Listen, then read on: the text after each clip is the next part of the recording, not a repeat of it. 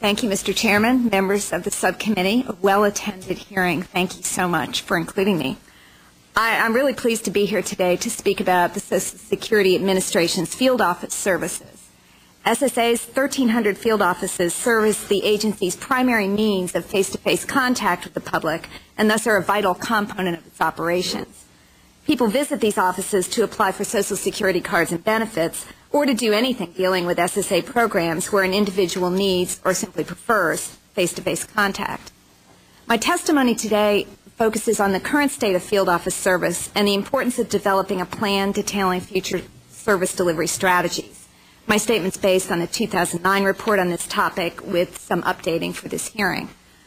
With regard to field office service, SSA has hired more field staff and employed video conferencing.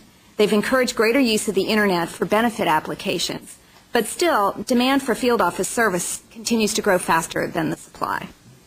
Recent increases in SSA appropriations, including those financed by the Recovery Act, have returned field office staffing levels roughly to those last seen in 2005, almost 29,000 employees. Although this hiring has increased the amount of work produced in field offices, productivity has fallen slightly, likely due to the difficulty of training new staff to manage SSA's complex benefit programs. Meanwhile, claims in all three major Social Security programs have continued to grow, partly in response to the aging American population and partly in response to the economic downturn. And many of these claims are resulting in field office visits. Visitor volume has remained steady the last 2 years, despite concerted and relatively successful agency efforts to divert program participants to Internet-based services. Electronic transactions grew by more than 50% in 2009, yet field office visits did not decline. If not for the web initiative, field office service quality might itself have declined precipitously. As it is, SSA has found it must continue to make undesirable trade-offs in program management. We reported previously that SSA took several actions to address field office service. So in addition to the hiring and the electronic initiatives, SSA has continued to shift work among field offices from busier offices to those with more capacity, an action that spreads work in a more efficient way. However, SSA also continues to defer certain types of work.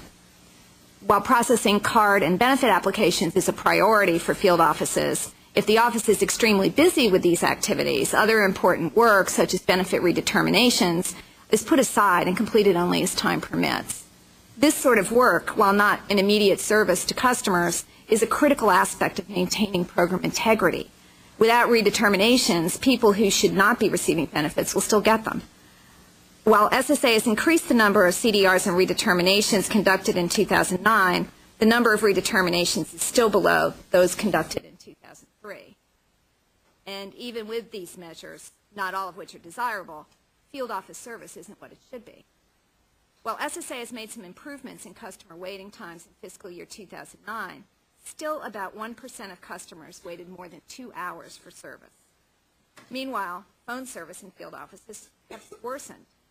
According to SSA's own survey, 58% of customers reported receiving a busy signal or a recording saying that all lines were busy when they called their local field office, up significantly from 47% the prior year. Clearly, SSA hasn't turned the corner on field office service yet. But I'd like to turn now to planning for improved service delivery. In our 2009 report, and in several reports over the last 10 or more years, we recommended that SSA develop a detailed service delivery plan.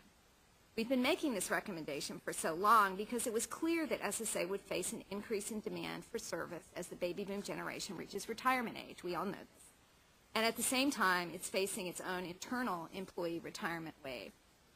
A service delivery plan would outline exactly how the agency would deliver high-quality service while managing its growing work demands within limited resources and the constraint of an increasingly inexperienced workforce. In 2009, SSA partially agreed with our recommendation, stating that although it had a number of documents that collectively fill the role of such a plan, they would prepare a single document that lays out future service delivery approaches in detail.